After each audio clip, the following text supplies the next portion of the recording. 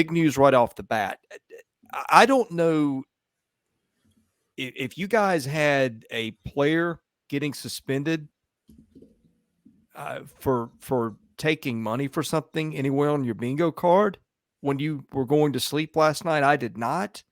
But in case you live under a rock, Maason Smith at LSU, their best defensive lineman who missed most of last year, will be suspended for the Florida State game. Reactions to that, obviously a huge blow to LSU's defense. Blake, I'll let you go first. The shocking news of Maason Smith's suspension and your reaction to it. Well, we should probably fill people in if they don't know exactly what happened. I think that's probably the first step because there's probably a lot of people that don't know the specifics on this. So like you said, he is going to be suspended for the Florida State game. And that it was the quote unquote, the improper benefits line used there. And so he'll be back for week 2. But I think Matt Moscona, who we've had on here several times, Chris, looking at the report for him, I guess it was Kayshon Boutte and Maason Smith participated in autograph signing in the summer of 2021 prior to NIL going live. Boutte served a 1-game suspension during 2022, missed the New Mexico game and the UAB game. And again, I'm just reading this word for word for what Brian Kelly said was the flu. Smith would have served his suspension last year also, but was injured. The NCAA made LSU aware that Smith would serve the suspension in the season opener earlier this summer. And so that's kind of how things have gotten to this point. So reaction, I mean, don't we all just think this is pretty ridiculous? I mean, let's just call it what it is. I don't know how else you could spin this thing. Let's just be honest here. We've all talked about kind of the landscape of college athletics over the past however many years, and especially now that things have, sort of ramped up with NIL and such. I don't really, Chris, have a lot more to say than this. It's ridiculous. I mean, it's just, I don't know how else to say it. Like that's about all I've got on this thing. I don't know. That's the best way I know to describe it. So, yeah, I think, you look overall from a 30,000-foot view, and there's just a lot of inconsistencies around this kind of stuff. And we thought that we were all happy about NIL because we thought that was going to eliminate these inconsistencies. And I understand that this happened before, the whole NIL stuff happened, but let's just if this happened yesterday, we wouldn't even be talking about this as a podcast right now, would we? It's just a guy signing autographs. That happens every day.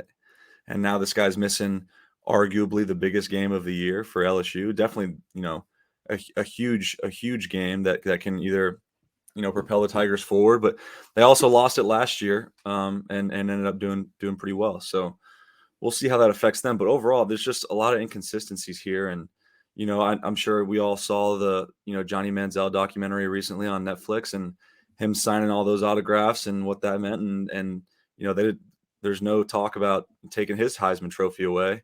And then you look more so about what Reggie Bush did in 05 at USC, but they yanked his away. And so that's what I'm saying is there's that word, I believe you said it, Chris, whatever benefits, whatever that word is. What's the big word? I'm sorry, I can't remember. It's whatever benefits. Improper benefits. Yeah. Improper. I guess it's not that big of a word. Okay, there's my vanity degree, Sean. Improper benefits.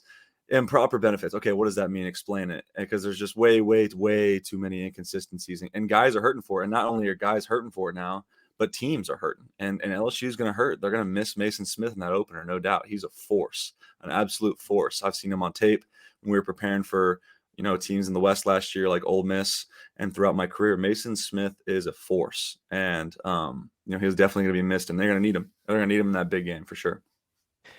A few things that stand out to me here, for what I have been told, and this may be public knowledge by this point. I think this was an autograph thing that his agent had set up, and I guess that was before the NIL laws went into place formally. So I guess he was a little bit out on a head start on that. Again, the inconsistency part, we could do a day of podcasts on that one, but we won't because people know.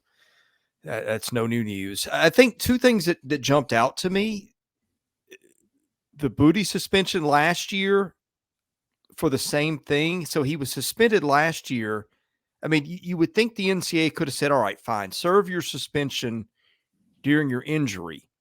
Let them both go at the same time. But no, let's drag it out into next season and punish the kid further after he missed the entire season, except the few plays after he got hurt against Florida State. That's number one. Number two, did you say this has been known since earlier in the summer? Why are we just finding out about this now, Blake?